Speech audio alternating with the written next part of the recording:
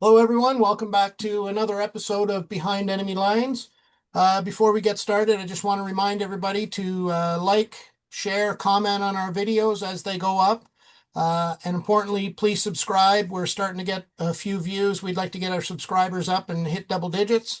Today is a game day and a recap day. So we're going to start it off with trivia. And as usual, I'm going to head it over to Steve to do that. All right, Sheldon, thanks for another episode of Behind Enemy Lines. We'll sort of jump a little bit forward. In game one, Oliver Kapanen scored his first career goal for us this year. Didn't score in any of the appearances he made last year. Scored his goal. It was a shorthanded goal. First career goal, shorthanded goal. So we will jump and make that part of the trivia question, and that would be who was the last Montreal Canadiens player to notch career goal number one as a shorthanded goal? All right, excellent question as always. And we'll start right in. We'll start in on our recap of the Montreal-Toronto game, which I attended. Um, so basically, my impressions of the first game, I was okay with it. Don't let the 5-2 score fool you. Two of them were empty netters. Uh, I took the time and I had the opportunity to talk to Toronto fans and fellow Montreal fans while at the game. The general consensus for both was they were quite impressed with Montreal's speed and transition game. Um, Another thing they noticed was, and again, universally, and the Toronto fans were pretty pissed off about it, the absence of Austin Matthews. He scored a goal, but it was an empty netter. But other than that, he was completely invisible. He was, almost seemed like there was a few times I actually had to look to see if he was on the bench because he wasn't doing anything during the game. But um, on the Montreal side of it, I was very impressed with the two lines they had rolling as far as with Kapanen centering the one line and Suzuki centering another line. I think that sets us up for a much better team system in the long run and later on in the year. And as I predicted earlier in the year that Kapanen was going to be a 2C, I think he set himself up quite well for that in his first game showing. Yeah, I'd have to agree. I mean, I talked to a handful of Maple Leaf fans game day and post game day. Of course, my phone always rings twice as many times after the game, when the wilted Maple Leaf should win. And the same thing is being said. Mhm. Yes, it was 5-2 on paper, but not 5-2 in pace of play. So I'll refer to that a couple of times throughout the episode today. Pace of play. That's a big one for me when we talk about game recaps and where we are and where we aren't per se. But overall, the game was pretty intense. I worry that this team has an identity that we're slow out of the gates. I don't know if it's a mentality. I don't know if it's just bad preparation, combination of both. But we seem to like to spot the other team one or two goals and 10 shots before we decide that we want to play the game. Mhm. The second half of the game, we're usually much better, more competitive. But game one against Toronto, we out of the barn, we were pretty good, back and forth end to end rushes with them, and I think our transition game is a lot smoother. Mhm. That's bolstered by two and now three guys that we have on the back end that are offensively minded defensemen first. We have Lane Hudson, who, again, sophomore season. We have new addition Noah Dobson. We have Mike Matheson. Three guys that can move the puck and move it fairly well. That's dangerous once we get into a good rhythm and sync up with personalities, whether they become interchangeable from line to line. But overall, I thought the compete level and our pace of play was right there, right through 60 minutes, regardless of the score. Yeah, and I think you hit the nail on the head when you talked about puck moving defensemen. I think that's what sets up the whole transition is when you have players back there like Dobson, like Hudson, guys like Gooley even that can, you know, aren't under pressure that uh sorry, they're under the pressure, but they don't let it get to them. They have the vision and the wherewithal to know what to do with the puck when they get it. And more than likely, they already know where they're going with it before they touch the puck.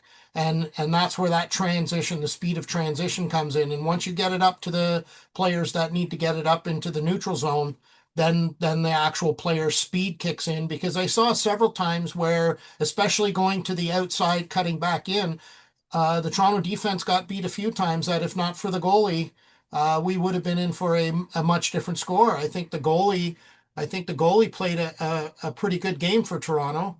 I believe it was Stolarz in net. So I mean, I think that's what saved the game for them was the goaltending. I think Toronto's goaltending, in the goaltending battle, the Toronto goalie won uh, that game over Montembeault.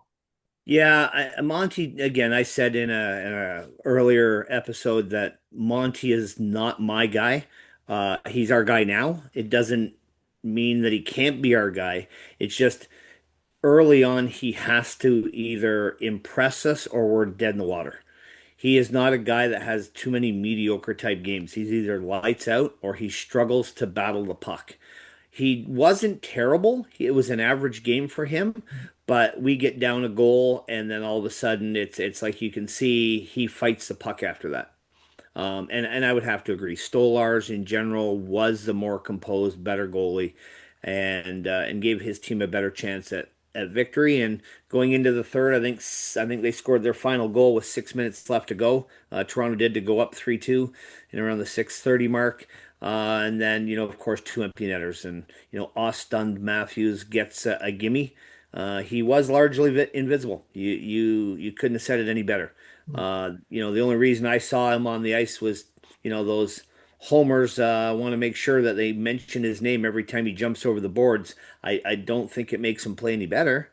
And I'm I'm not even a Toronto Maple Leafs fan, and I'm sick and tired of the comparisons of post Mitch Marner era hockey. God, those homers just dragged that through the mud. Yeah. I'm surprised the Marner family hasn't called for a cease and desist because it's got to be over. Yeah. But again, the compete level was there. Yeah. So that's important as we build forward. Now, again, that game we saw first. Kapanen gets a first as a shorthanded goal, but who else scored? Zach Uh, Duke. He's a new addition over from St. Louis in the Logan Mailloux trade, and Bold Duke gets one in his first game. Again, coming out of training camp, there was speculation that he was maybe a little bit banged up and a bit injured, but you would never have known it in game one. no, he looked good. I noticed I wasn't with so many things to look for, so many things I had on my mind that I wanted to pay attention to. I didn't really uh an oversight on my part. I didn't really have it in my mind to pay attention to him. Um, but I really didn't have to. He made himself apparent to me. I went, watching the game and I went, oh yeah, there's that guy too, right? So he impressed. Like he skated hard. He was, on the back check. He was doing all the right things as far as being a teammate goes. But he was one of them guys that I had mentioned earlier about that outside speed that really, stood up the Toronto defense a few times. Him and Anderson. Anderson, I tell you, that guy, north-south hockey, about as quick as it comes out there. For a big man, he can get from point A to B real quick. And if I'm not mistaken, his times in the All-Star skills competition kind of thing, even when they do the team version, the Montreal facility, he's up there with the best of them. Yeah, So it brings a different dynamic when we can skate with the skating type of teams.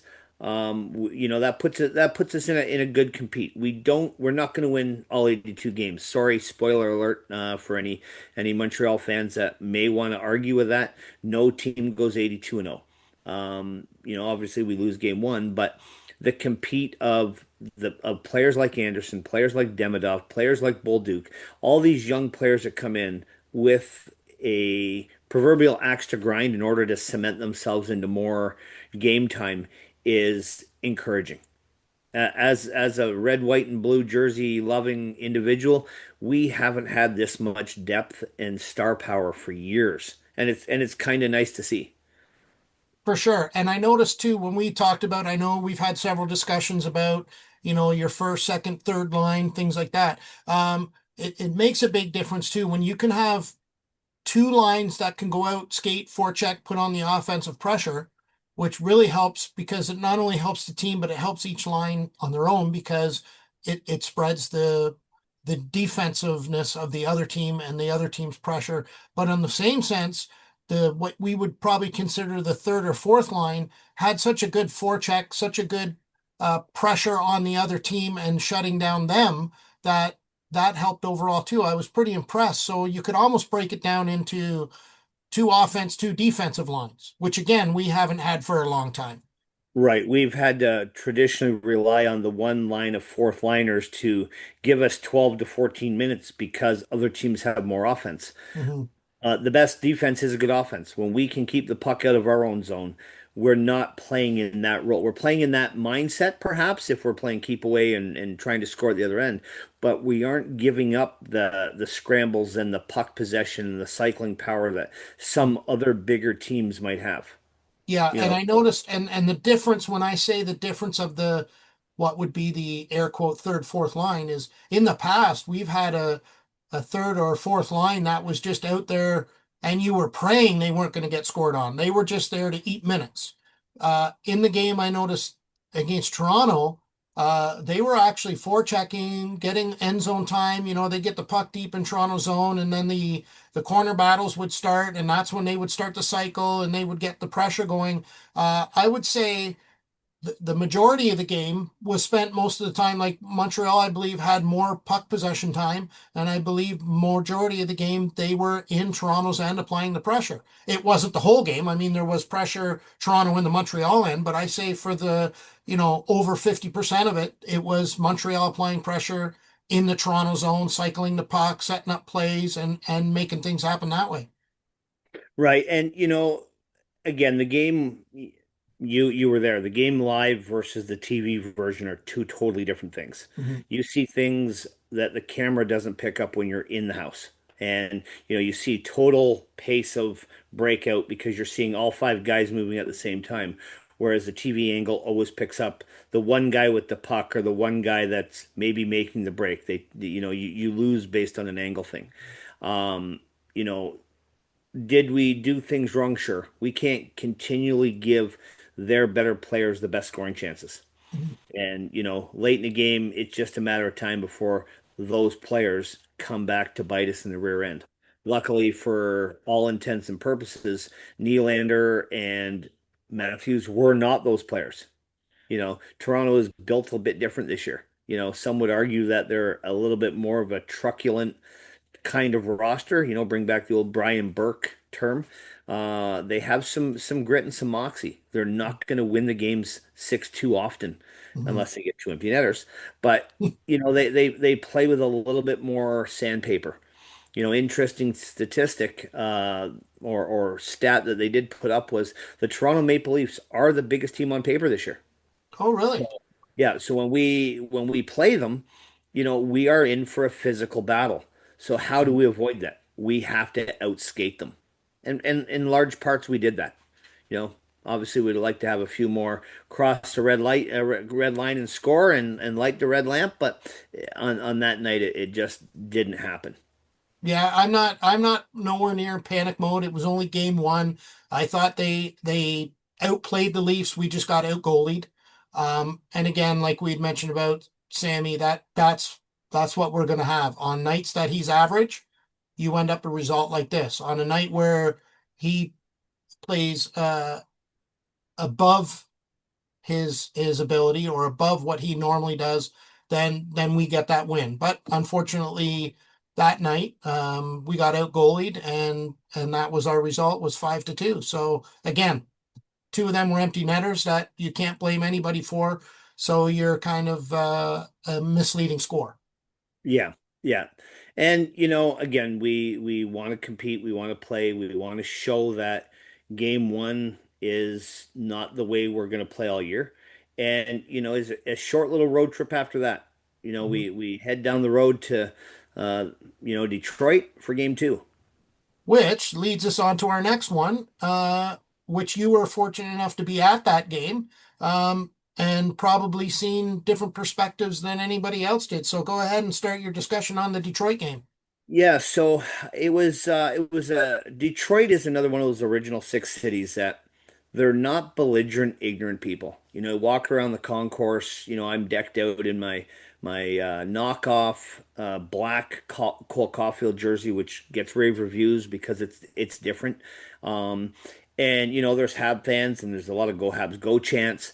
And the Red Wings fans aren't ignorant. They know that this is an original six matchup. They know that both teams are trying to rebuild, retool, and try and recycle the win department in the toughest division in hockey. So in talking to Red Wing fans, they're saying the same thing. Cole Caulfield, guy's a sniper. How he was left off the Four Nations Cup. Lane Hudson, guy's as shifty as anything else. So those are great things to hear when you're a Montreal fan, and largely in part in some of these other barns, you're going to be outnumbered, but strangers are walking up giving you compliments. Uh, opening presentation again. We're on the road for another game. That's 2 games in 2 nights, 2 home openers. And when you're part of a home opener, the other team, the home team, does some kind of in-game celebration leading up to, the puck drop. So, our players got to sit in the dressing room. That or they're sitting on the bench, just not being able to move, at least in the back hallway or standing there. They can try and stay loose when the celebration isn't for them. Um, a little bit of a again. I said the same thing. I went with my much better looking half than I am. I have a face made for radio. We're not gonna get too many arguments of that, but. I always worry, you're sitting there. We decide to sit lower bowl. We're at the end where Montreal shoots twice, surrounded large in part by Red Wing fans. The first thing, 4 minutes into the game, Detroit gets the power play goal. Larkin, team captain, a kid from Ann Arbor, Michigan, lights the lamp, and the place goes absolutely insane. And I looked at her and went, I hope this isn't a sign of things to come. Because that's always a letdown. Back-to-back games, we'll talk about their schedule here a little bit later. But you just worry 2 games in 2 nights. What are we getting ourselves into? The team is resilient. It's the one thing that this team has been in the last 3 years. We haven't folded up like a cheap chair on a parade day. We come in, we skate, we play a full 60 minutes, and we're gonna win some, we're gonna lose some. Lately, we've won more than we've lost, but at least the energy level was in the house. By the end of the first period, it wasn't glamorous. We were being outshot, but the score was 3-1 Montreal. And again, we saw the connection. Kapanen gets a goal, Bolduc gets a goal, and Matheson gets a goal. So kind of a late little 7 seconds left, 6.7 seconds, I think was the time on the clock. He floats one just from the blue line. I don't know if Detroit went to sleep thinking the period was going to just wax itself out. And heading into period number two, we're up 3-1. John Gibson was not stellar for the Red Wings. Their goalie carousel continues to amaze even the fans in house. But they're like, how are we large in part out shooting? And again, that's a simple stat. Shots on goal or shots on goal. Yeah, if the goalie's not there and the puck should go in between the red bars, it's a shot on goal. But they didn't get tons of quality chances. And that's another difference in the compete or pace of play. Yeah, they outshot us, but they didn't outwork us. They didn't outplay us. And I think quality scoring chances were pretty even.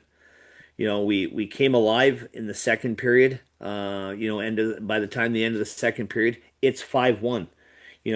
We get Slavkovsky gets a power play goal, so it's nice to get a power play goal in the game, and Carrier gets a goal. So 5 goals on that night ruined a home opener. 2 goals from Habs defensemen. So I know that's one thing that we have done a much better job than most teams in the league is scoring from the back end, and 40% of our goals came from defensemen.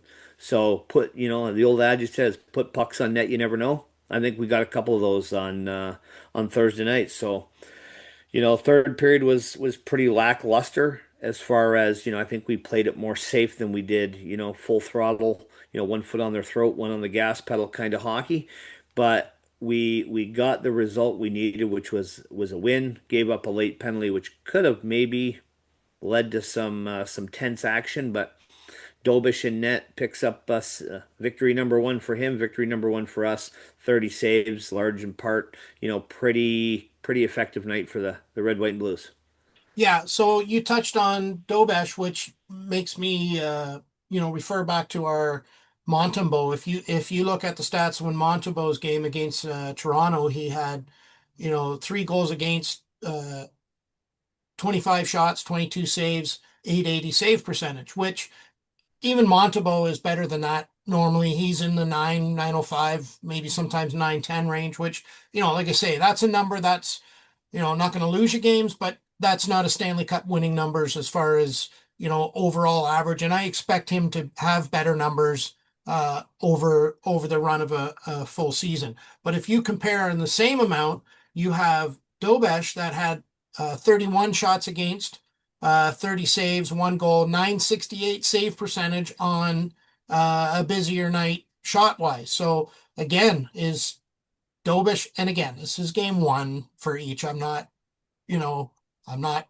trying to stir up the pot and say, he's the guy, but if you're basing it on the current numbers, Dobish immensely outplayed Montembeau uh, in their head-to-head games. Is there some point maybe down the line where Dobish takes over the number one spot? Well, I mean, again, we're gonna kick the tires on this one, a few times. We'll touch base on one thing that we'll get a little bit more in depth with schedule.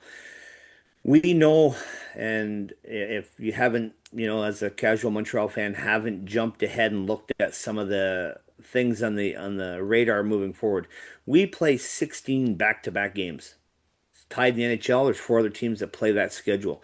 So you can assume that if Marty St. Louis does what he does and has done in the past, that one goalie is going to play one night, the other one is going to play the other night. Because And I really think they have to do that. that's traditionally what he's done. Now, does that mean that it's going to be like that all year? If one guy is immensely hotter than the other, I could see them, depending on where that next game is, whether it's a home game or a road Mhm. game. Is there a travel day or 2 days, or are we sitting at home waiting for the next team to fly in? I could see on a couple of those one goalie playing both games. Yeah, and I think the important part that, like you mentioned, is the break in between. Like on those back-to-back nights, if there's 3 or 4 nights before the next game, and that allows us to rest, the hot hand or whoever the goaltender is at the time, I think that makes a big difference. If you're back-to-back, one night off and then another game, you definitely have to get him in there for one. Yeah, and that's going to be the line juggling or roster juggling matchup that St. Louis is going to have moving forward is who gets the action. Does Dobish, or does Monty have a better record against one team more so than another team? Is one of them the kryptonite to a Superman? These are things that we will, continually manage and adjust to. But it was nice that both goalies got a taste of the action. Obviously both didn't get the same result, but they saw some pucks. Mhm. Quick summary: we had Suzuki 2 assists, Galley 2 assists, Matheson was a 1-1, and like I said, Slav got his first goal. We got a power play goal. We were outshot if you want to go by statistics, 31-17, but we outscored them 5-1. Mhm. So there. I think John Gibson's save percentage looked like my biology mark after grade 9 science. So I think he was probably in the 39% range or some silly number. But you Mhm. know, we we we get the upside of that every once in a while. Yeah, and there's a reason why there's only one medical person in your family. Yes, yes, I can tell a frog from a toad, but don't ask me to go too much further than that. Yeah, yeah. Okay, so on to the game three. Our next game is tonight, actually. I'm hoping to get this all put together and up tonight for tonight's game against Chicago. We're in Chicago. What are your thoughts on that game? What do you foresee happening tonight? So let's revisit this. So we start the year with 3 games on the road. And in all 3 games, we are the visitor for a home opener. So this is 3 games in, 3 home openers. So Chicago will do their pomp and circumstance, and we will sit in the dressing room a little bit longer. The equipment's on that little bit longer.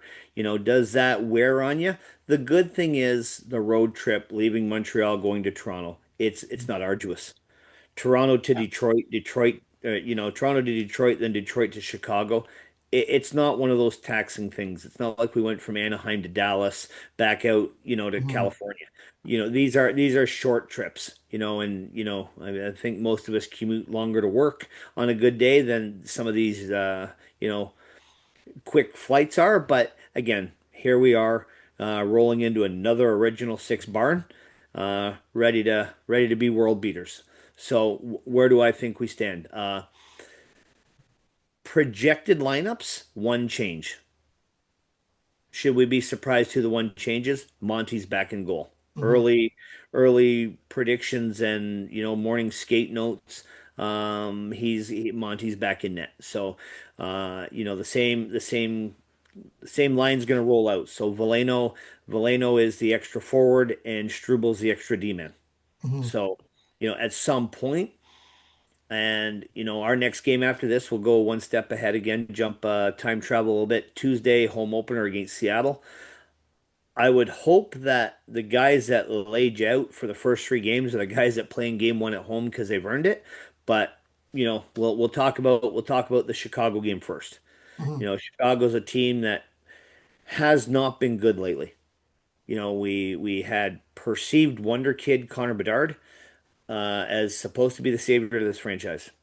Uh, my personal opinion, Connor Bedard is a great supporting role player.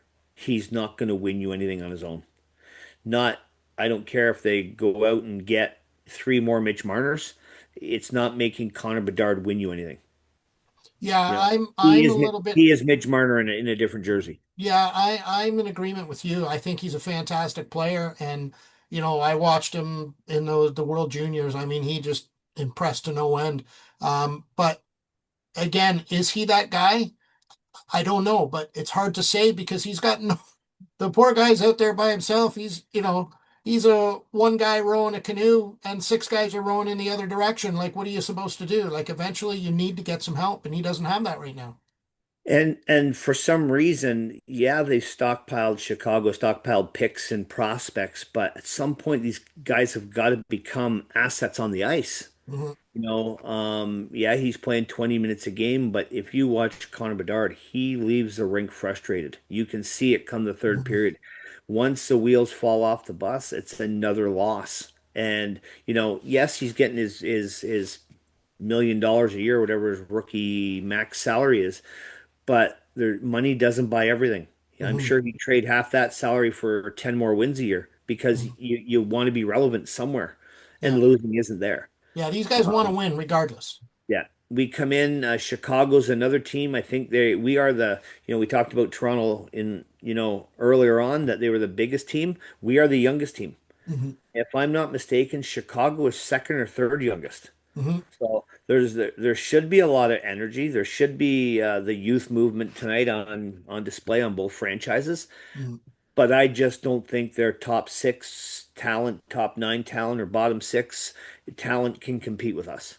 For They're sure. they're And they're a team wanting to be. They're imitating a pro mhm. hockey team, and maybe they'll get there. Yeah, and I think our top six, uh, not the best in the NHL, but we're up there. I think we're our top six right now, especially if how they juggled. I noticed they had uh, Bolduc moved up and switched Demidov down, which I thought was pretty good. They had Kapanen, Bolduc, and Newhook. They had Kapanen, Bolduc, and Demidov for a while. So I think they can rotate options in and out. But I really was pretty impressed with Kapanen, Bolduc, and Demidov. They were on fire. All Pistons were firing all on the same page. It was pretty good. So I mean, if we can get that rolling out, I think a lot of teams are in trouble. Right. I can expect a little bit of booze tonight in the building for Kirby Doc. Former Mhm. Blackhawk was taken early in the first round, and if we remember, we acquired him by trading Romanov Mhm. out the door. So, that opened the door for Kirby. The last time he was there, if you recall, he had a shootout goal, he had a goal, and he did the old gesture to the ear as he was skating by, letting the Chicago faithful know that mind games are what mind games are, and he was living rent free Mhm. and inside of 18,000 people's heads that game. So hopefully that's a little bit of extra motivation. Not gonna lie, he looked pretty good against Detroit. The Mhm. skating seems to be there. Um, I don't want this to come out the wrong way. I wish he wouldn't be the first one into the dirty zones every time Yeah. because he's the first guy getting hit. Yeah. You wish that his wingers would eventually be the first guy in to create some of those turnover chances. Maybe that'll take a little bit less toll on his body, but he seems to have his legs beneath him to start the year. Mhm. And we hope that that continues. And you didn't appreciate me, and look where I am now. And Mhm. he can help us put two more big points in the standings before we go home for a season opener. Yeah, and you know what? If Doc comes out, plays 70 plus games this year, gets 40, 50 points, I will be the first one to eat the crow. I'll eat a crow sandwich all day long. But again, you mentioned a very, very solid point there about being that first guy in. We know he seems to have a brittle side. He's got all the skill, he's got all the wheels, he's got the hand-eye coordination. I mean, all you have to do is look at that Ottawa preseason game, that goal he tipped in front of the net out of midair. I don't even think he was facing it. I think he just kind of looked over his shoulder, seen it coming, and the way he swiped with a stick, you could probably count on one hand the number of players that could make that play, and he did it. So I'll give him credit where credit is due, but I just fear over his brittleness. And like you say, if you could get that uh, another player in there to do the dirty work and bring out the puck, and maybe he's the secondary grinder, I would feel a lot more comfortable. But like I said, I'm willing to eat a crow sandwich all day long if he gets 70 plus games and 40 to 50 points. Well, hopefully it's cooked at your end of the country because your better half does a good job because Yeah. you wouldn't want me cooking crow, that's for sure. It'd be a shitty No. meal two ways. So, again, do we what do we have to build on after those two games rolling into Chicago? Power play scored a goal. In Detroit, I thought the first unit, the Suzuki unit, they struggled to get the wheels to get in the zone. They seemed to do everything, cycle back, build it up, and then would jumble the puck. Something would cause that puck to be dumped back out, or they'd have to recycle. The Mhm. second unit that came out with Line um, and Demidov on it seem to gain entry better. So, maybe that second unit gets a little bit more first Mhm. opportunity. I know it's based on who was last on the ice or the number of bodies, and you're trying to rotate it. I'd like to see the second unit score a goal tonight. Mhm. Line A, you go up and down the list of guys who haven't scored. Line A, Caulfield. There are goal scoring guys. Mhm. You hope one of them can light the lamp tonight, and make the feet a little bit heavier in Chicago for some of those inexperienced defensemen. Mhm. Uh, so that would be great. You look at who is our fourth line. Right now, our fourth line is Anderson, Line, and Evans. That's a lot of offense, really, playing on your fourth line. Mhm. That that could be offense. I mean, Line and Anderson are big dudes. It's a big fourth line. Are they playing like fourth line guys? No. Mhm. But hopefully, every line can sort of get on the scoreboard by the end of this, and we find a way to play a little bit better in front of Monty. Maybe be nice to get the first goal tonight to see if we can play the lead a little bit better. You know, Yeah, we and watching that when you talked about that fourth line, I watched them in Toronto, and I caught the previews, or sorry, the highlights of Detroit. It looked like they were having fun playing. So it's not like, I'm with this guy, I'm with that guy. Like they looked like they were. I mean, they were working hard, they were grinding, and they looked like they were having fun doing it. And when that happens, that's a potential for success. Yeah, I couldn't agree more. I mean, the one thing that, this is going to be an unpopular opinion amongst the followers. Patrick Laine skates faster than he looks. He's a Mhm. big man. He's not like a little Cole Caulfield whose legs move a million miles an hour, like Mhm. Mighty Mouse. He is a long, powerful stride. He skates a lot faster than he looks. Mhm. He just doesn't look like he gives the effort, but his arms aren't pumping the way somebody else's would. Mhm. Is he going to become disgruntled playing a fourth line? He has done that in every roster he's been on. He becomes the unpopular guy in the dressing room when he's not playing or not Mhm. scoring.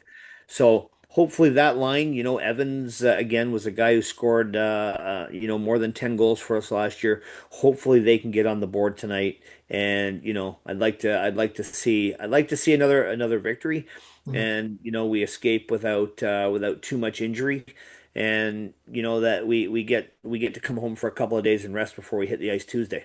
Mhm. Yeah. Now, pre-game notes I read today, some Montreal reporter has reported that Dobson, who left a preseason game early, is battling a groin injury. I didn't notice that so much. Excuse me, I didn't notice that so much in his skating in Detroit. I thought he looked pretty good. Mhm. So we'll see if that becomes a lingering thing. That'll be Mhm. that'll be something to watch. Obviously, when he's our highest paid D man, you want him to be the best point or ice time per minute player that he can be. So hopefully, this is just something that he's getting his medical therapy, on morning skates, or he's given that option off. But again, we know that these are going to be little lingering things. Mhm. Hopefully, we don't play until Tuesday. It's a short flight home from Chicago to Montreal, so I imagine they'll get out of town tonight, fly back to Montreal. They'll have the better part of Sunday and Monday to rest and recover, and as they Mhm. say, the old good old home cooking meal, and or poutine on St. Catherine Street, wherever it's going to Mhm. work for you. And we're back at her on Tuesday. So I'm looking for the same effort again that we had against Detroit. Mhm. Lines appear to be the same. Can we see Demidov get a goal tonight? So, out of guys that have not scored, do you have a hot take on who you think will be the next one to get goal number one of the season? I have a couple thoughts on that. I think Demidov is definitely a candidate. I don't see it like he's putting in the work. I know he's been, I don't want to say invisible because He's, the things he's I've got two noticed, like, assists. pardon? He's got 2 assists for 2 games. Yeah, but a lot of people wouldn't notice. They think, oh, well, he's not scoring, he's not doing this or whatever. But if you watch the things, and especially for such a young man, the things he does behind the play, and I watched him in that Toronto game make passes that seasoned veterans couldn't make, or probably wouldn't even think about making. Almost like a, and again, I'm going to compare him to Wayne Gretzky. And before everybody goes off the rails, no, he's not Wayne Gretzky. There is no other Wayne Gretzky will ever lace up the skates. Let me just say that right off the bat. But if you remember, and for guys like you and I that are old enough to remember Wayne Gretzky in his prime, and we hated him in his prime because he killed Montreal every time he played Montreal.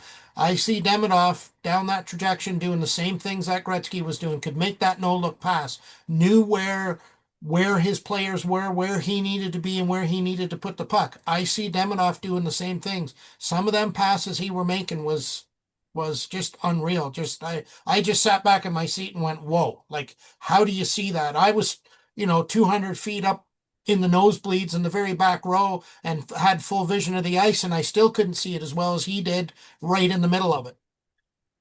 Yeah, and I'll go you that same step. I mean, he has an innate ability just to know where things are because of his game awareness. His head is on a swivel. If you look 3 seconds before he's about to pass that puck, he's already checked over his shoulder. He's always checked his peripherals left and right. He knows where someone's going to be. Mhm. And I don't know if you want to call him a magician. I will go one step in a different direction. He's like a tailor or a seamstress because that kid threads a needle. Mhm. Like he is getting pucks to areas where you think there's no way that puck's going to get there, and he puts it in the smallest hole to the right guy. Mhm. And it's just a matter of time before some of our players realize that puck's coming because I think some of them are still amazed that the puck got there. Yeah, Just yeah. because a guy passes, it doesn't mean it's going to get there. But Mhm. Demidov seems to get the puck in places where you just wouldn't Yeah. think, especially at the pace. Again, Gretzky was Gretzky. Never anyone that's going to compare to him.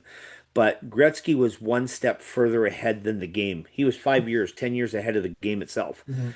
Demidov's playing where the game is the biggest, strongest, fastest, and he's still getting those pucks in those zones. Mhm. It's absolutely impressive to watch. Mm. And for all you have fans at home, get out and go to a game. Go see this guy live because you won't be disappointed. Yeah. He is another one of those like Lane Hudson when he winds up and he gives a little head fake or a body juke and he leaves people with broken ankles all over the place. Mhm. Well worth the price of admission. So plan a trip out if you're watching from the Durham region or GTA. You've got Ottawa, Buffalo, Montreal, Chicago, Detroit, Columbus, all within a short drive. Get out and see them, please, please, Mhm. please. You won't be Yeah. disappointed. Yeah. And I noticed like with Demidov, like you're not so we went to the Oilers game last year, Montreal, when the Oilers were in town, and I couldn't believe I was so excited to get to see McDavid play because when you watch it on TV, you hear you see the highlights, you hear everybody around the water cooler talking about McDavid this, McDavid did that. But when you get to see him in real life and you see how fast uh, he can get up and down the ice, but not only north and south, but east and west.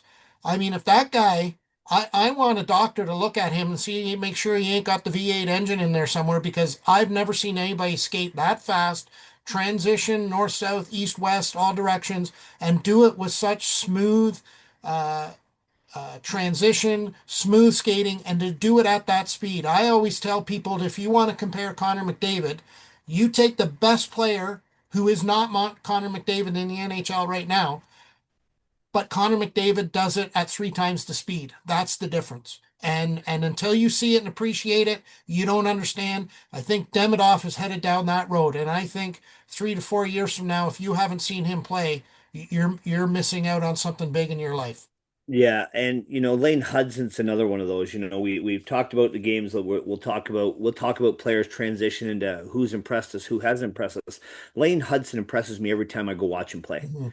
I try to get out to 4 or 5 games a year. I'm fortunate, shameless plug, that I live in the US of A, where tickets are significantly cheaper. We'll maybe add in the photo of my view from the seats in Detroit. I was $110 a ticket to watch Mhm. this, and I don't leave disappointed.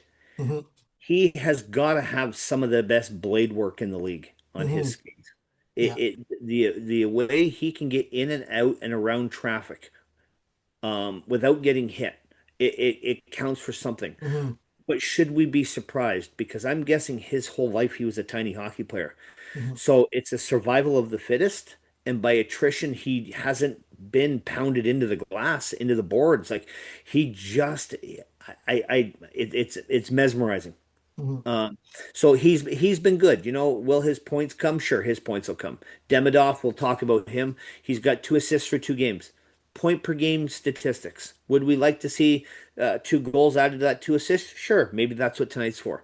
Mhm. Kapanen, no goals last year, 2 goals in 2 games. Newly acquired Zach Bolduc, 2 goals in 2 games. These are the things, and these are all young guys under the age of 25. Mhm. That's exciting and impressive at the same time. And then again, you add in, Galley. I love Brendan Gallagher. Playing like he's 25 again. There's not a player that plays with as much heart and emotion, and he Mhm. wears it proudly as Brendan Gallagher. But Mhm. he's slowing down. Mhm. He's not the same Galley he was 4 years ago. If there's a bone in the body that guy hasn't hurt, I bet you have to dig through a Toronto phone book to find it. Mhm. Do phone books even exist anymore? I'm sure maybe somewhere Yeah. digitally, but you'd have to Digital. Yeah. scroll through. Yeah, you'd have to Yeah. scroll through a whole bunch of information in his medical file Mhm. to find out if he hasn't hurt or broken a certain bone, because he stands in front of pucks and he takes a beating, gets up bleeding all over the place, picking teeth up off the ice, and the guy does it with a smile on his face and Mhm. comes back for the next game. So good to see, Galley a couple of points, Suzuki a couple of points. We're chugging along. Mhm. The one other early impression, I'll say what a difference a year makes. But now will be 2 years because this is year 3 for Arbor Jacki. I know the game has changed. We talked about the over-under of 8 fights on an Arbor Jacki season.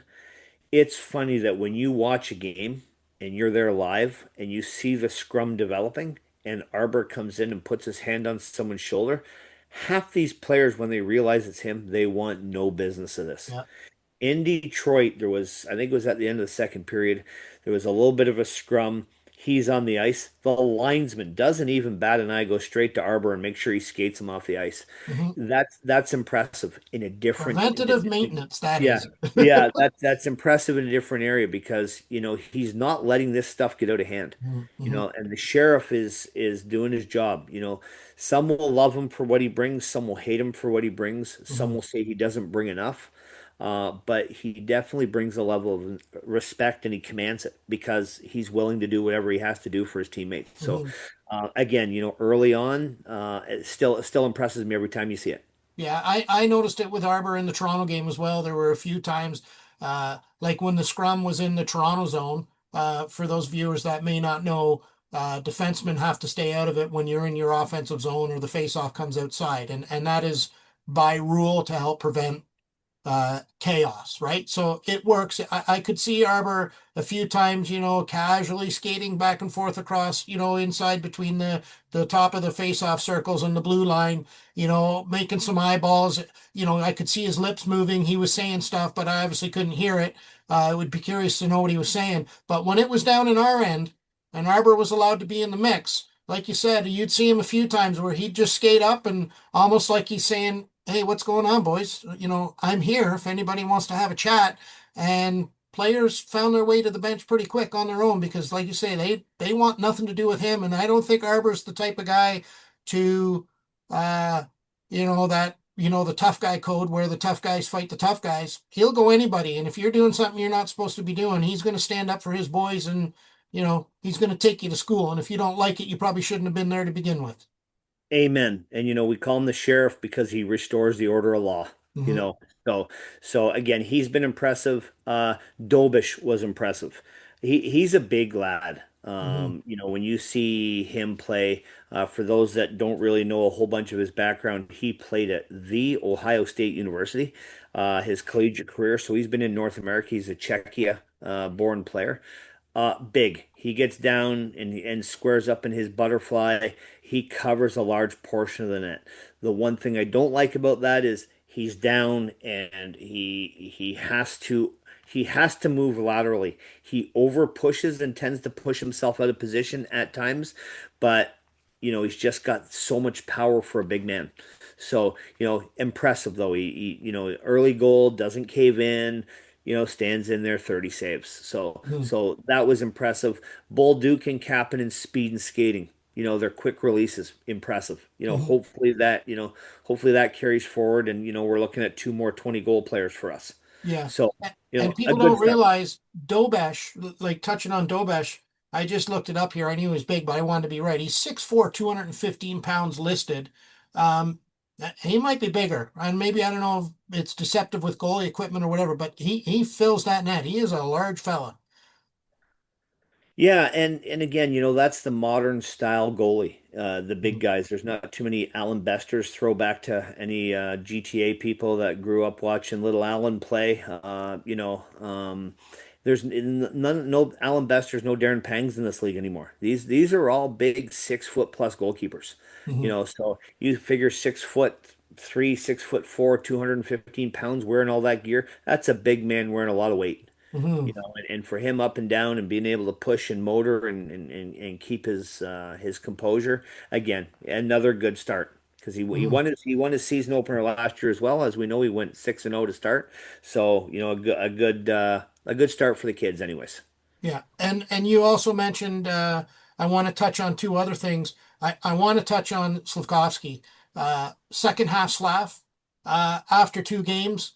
Again, it's only early, it's two games, but he was grinding. He's hard. He's leading the team in shots right now. He's got two assists, so he's active. He's forechecking. He's doing all the right things, and he's actually visible. Even though he may not be on the score sheet goal wise, he's a visible player out there. He's making his presence known, which is a huge, huge thing. Yeah, I don't know. Again, you seeing bits and pieces of things on TSN, and when you're at home, you run to the fridge and get a drink, or you run into the toilet, whatever you got to do. Mhm. Or me, I got a border collie that wants to annoy me and go outside 72 times in a course of a hockey game. But in Detroit, there was players hitting him, and he stands his ground. And again, we Mhm. got to remember this kid's 21 years old. Mhm. He's a big physical specimen of a Mhm. player. And he stands in there and takes his licks. He's not afraid to drop the mitts. He did it. Mhm. He's done it a few times in his career. And once his body matures, and for those that mistake size or weight for maturity, once he grizzles into a muscle-bound body, Mhm. he could be that prototypical power forward that they envision him to be. So I don't want to have fans sitting at home saying just because he didn't score 50 goals, he was a bust. No way. The kid is trending in the right direction. Mhm. Yeah. And if you just imagine for a minute his size, if he could mentally grow into his size and figure that part out, he would be, Josh Anderson with that skill and that things he can do. That would be a devastating player. That would be pretty hard to stop. Yeah, when he wants to put his nose down and go to the net and take that on, that'll be reminiscent of another Toronto-born kid. Obviously with way more talent. But Eric Lindros, I mean, he was Mhm. a he was a freight train. We were luckily benefited watching him play with our hometown Oshawa Generals. But you know that power forward, the Keith Primos, shout out to Caden's dad. A power forward in the NHL. Mhm. Um, those guys carved a niche. Hopefully, Slav is on his way to doing the same thing. Yeah, and I think he's like you say, he's on the right trajectory. On my last touching point is Kapanen. I've been so impressed with him with his speed, his vision. Again, working well with Demidov, and I like I said, he sees things as well, like Demidov does. These guys just have a natural born vision for the ice, and I think that's what makes them. I think that's the difference between. You can rank NHL players as, average, good, and great. I think the vision that these players have is that difference between being a good player and a great player. So I'm going to ask you this. All the talk right now is on Demidov and, favorites for the Calder Trophy and who's the best prospect or who's the best rookie. I mean, right now you got to throw Kapanen in that conversation, which I think surprises a lot of people, even myself, who as you know, I'm on the Kapanen bandwagon. I love the guy, but to say about a Calder, I mean, he's just above and beyond impressed. Yeah, and he has been, and full marks for it. Mhm. He's knows that he's one, two, three bad games before he's pulled out of the lineup. Joe Veleno's sitting there. At Mhm. some point, Joe Veleno and Jaden Struble are going to draw in. But who do you take out when the effort is there and we're doing the things that we need to do? Who do you pull out? You just don't pull somebody out just because you got a whim, but it may Mhm. come to that. Mhm. So is Valeno the guy to take over Kaplan? Maybe he takes over Doc. Maybe we give Doc a day off. But Kaplan has been there, full marks. His speed is fantastic. He's such a smooth skater. A good forward, right-handed shot centerman. I hope this continues because you're right. We could have we could have two color players in the mix. Mhm. Both forwards competing on the same team, Yeah. which is a different beast. But Yeah. he has been everything we'd hoped to be. Again, a little bit more under the radar, but full marks for his effort so far. Yeah, but full marks too. I think you got to give Hugo credit too. I mean, they had the foresight uh, not making the team last year, which in hindsight was the right decision. And he went back to the Swiss league, I believe it is, where he played and playing against grown men, and that's a pretty offensive league to be playing in, and he excelled there. So I think maybe that extra year really helped him out and made the difference of coming back this year. Which Montreal seems to be doing very well with the management and with Martin St. Louis as the coach, setting the players up to succeed. Yeah, and this will come at again a little bit of a controversial type of angle on this. They handled Kapanen where they could have made the argument he could have been a full-time player. They gave him some games. They obviously injuries are part of the game. But I like to think they're doing the same thing with Florian Jacki this year. They send him back. Let the kid play. Let him succeed. His time will come. He'll earn it. Yeah. Kapanen earned it by towing the line that Gordon and Hughes set out for him. Mhm. So the trajectory is good. I hope that Florian follows in that. It'd be nice to have the sheriff and the deputy. I'll make sure that we'll go to a game. We can wear the Hanson brothers taped up glasses when the two of them are there, because the Bang brothers will be out in full force, and we'll call it X squared. The X Factor will be in the house that night. Maybe get a game in the new year. We'll get our jerseys and head down to Toronto with the Yeah, there you Florian go. and the Arbor jerseys and Yeah. the glasses and the off we go. There we go. Yeah. So yeah, again, good starts by young players. So Mhm. let's hope it continues as we are a mere, 4 hours away from puck drop. Yeah. And touching on again who's impressed. I think probably the most underrated trade Montreal has made within the last well calendar year or the last 6 months of the season has got to be Carrier. That guy is just he has come in and it seems like he has settled the defense right down. He's taken question marks out of a lot of spaces of who's going to play where, who's going to do what, and his versatility really impresses me as well.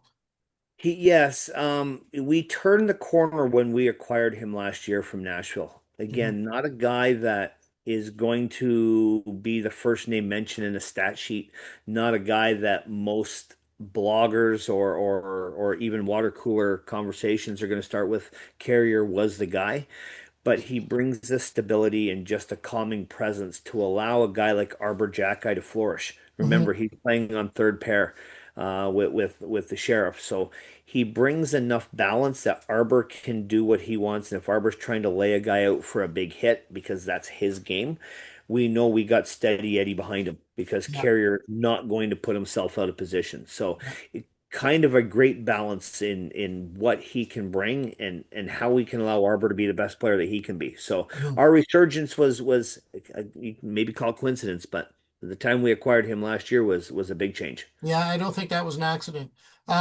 Unless there's anybody else you wanted to talk about as far as who's impressed you or not, do you have anything else you want to mention? Well, I think we hit all the young kids, with the proverbial, the good vibes and just good rewards for an early start. Mhm. We can play forecaster and look ahead. Hopefully they continue Mhm. down those roads. I mean, we talked about these guys 2 assists in 2 games. That's, point per game average. Does that mean they're all going to get 80 points? No. But they're trending towards that 60-point barrier that we talked about when we Mhm. started talking about player projection. So let's hope they can continue to build on it and not let the maturity factor. Hopefully they're mature well beyond their years.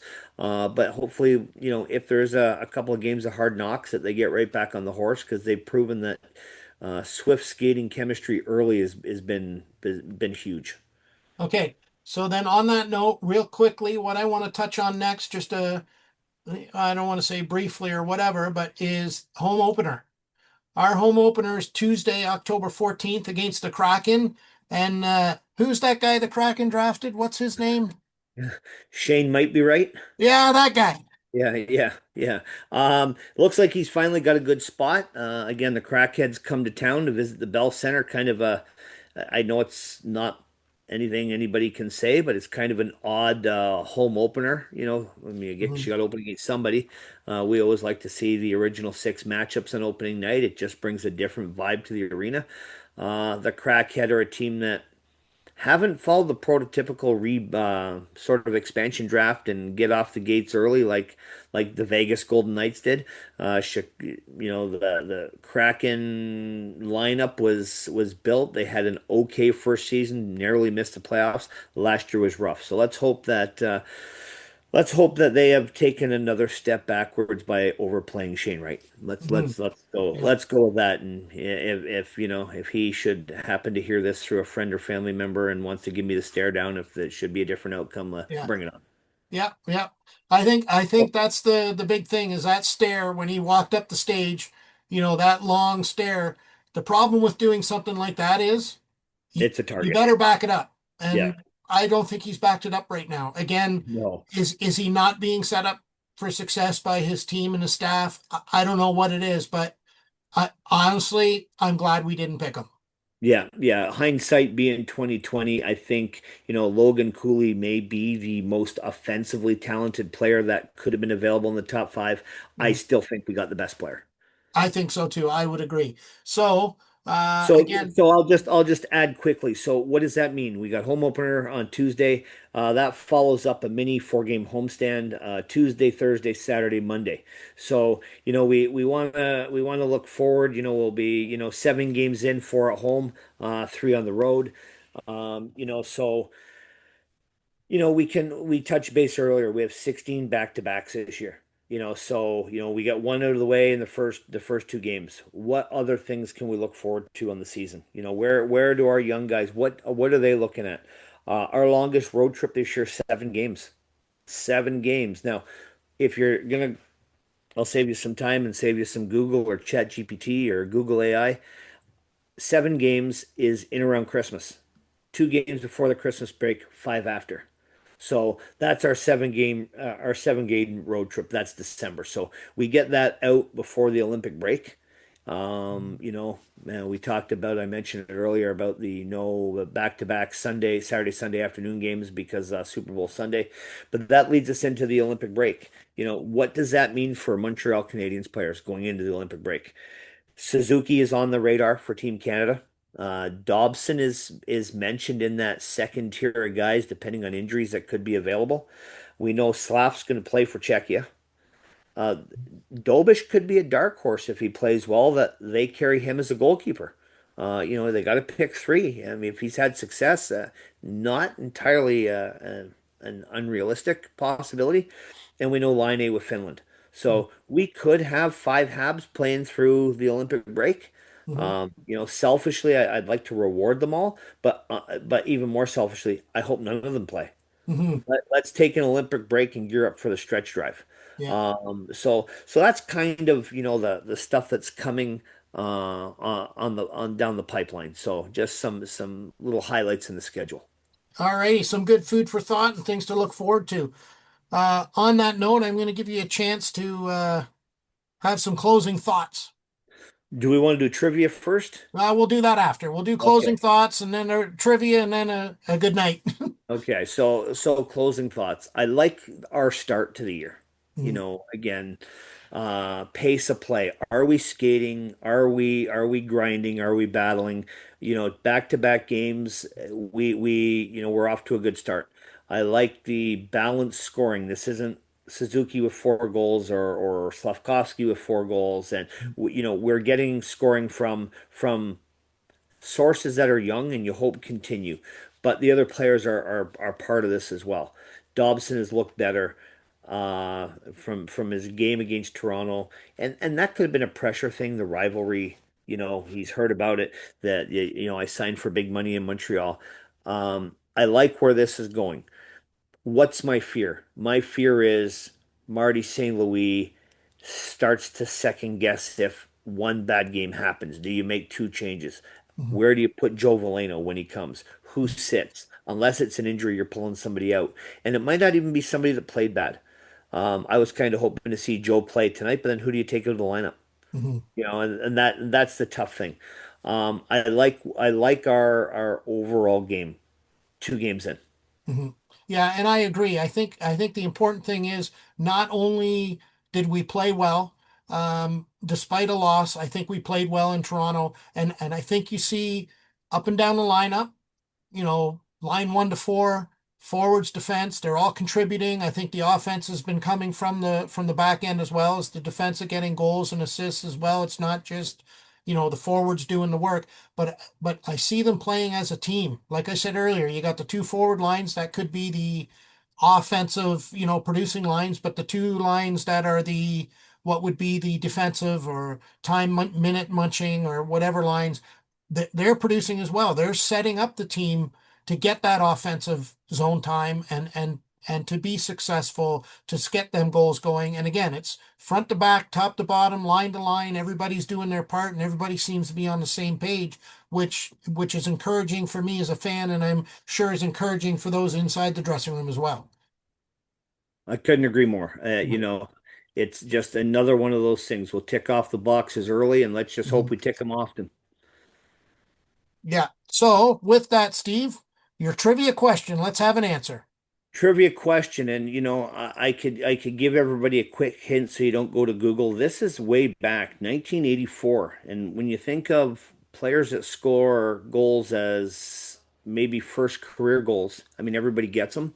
When you think of shorthanded goals, you wouldn't often think a defenseman had a shorthanded goal as his first goal. But we have to go a game, March the 26th, a 4-3 win over the Pittsburgh Penguins, and Chris Chelios in Mhm. 1984 got his first career goal as a shorthanded goal. Excellent, which makes sense because we've compared him a lot or compared Hudson a lot to him because of their stats as rookie players, both for Montreal, are comparable. So it would American, make both sense. American-born players. Funny enough. Yeah, yeah. Okay. Any Hopefully we don't. Hopefully we don't tariff those guys because we need them. That's right. Tariff the goals, not the players. Yeah. Yeah. Okay. So that will conclude another episode. I think you had a few thoughts on the saying goodbye. Yeah, again, we couldn't be any more thankful, and we're grateful for all the support. The general feedback from people is that this has been enjoyable. We're two lunkheads just trying to talk Habs hockey. It's Mhm, uh, it's not so much work, it's fun. Being able to share some opinions and views with other people has been fantastic. mhm, Again, like, comment, share, subscribe. We can't be any more honest, and we appreciate the help. This could grow into something where we're doing multiple episodes a week. So please, please, please, if you have any feedback, please share it. We want to mhm, make this the water cooler talk that you guys would like to be. mhm. Yeah, and I think that's our goal. I don't think either one of us ever claimed to be professional TV people or professional. So this is what you get. This is who we are. We're not technically the, you know, experts on this. We just like to talk, keep it simple, keep it honest. And, like you say, we're around the water cooler. So I think most important, I want to suggest is people to obviously like and share, but please comment. Let us know what you think. Let us know maybe you have topic ideas. Let us know what you want to discuss. Send us your pictures. If you've been to a game and you want to share a picture with us, we'll only be more than happy to get it into an episode. I think And we're and getting. I'll add one more thing. If you're a listener, and we have a few buddies that are from multiple Facebook groups, if you are in a Facebook group, run your Facebook group, get permission, please share the link. We'll give your Facebook group a shout out, and make sure we thank you, because without you, there's no us. Yeah.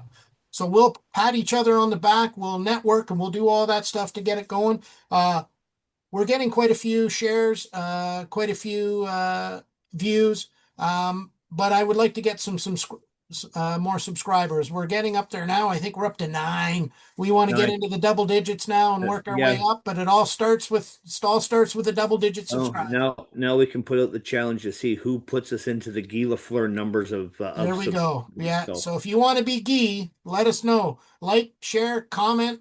Please comment, subscribe. Okay. Thank you very much. Have a good night. like always, keep your stick on the ice.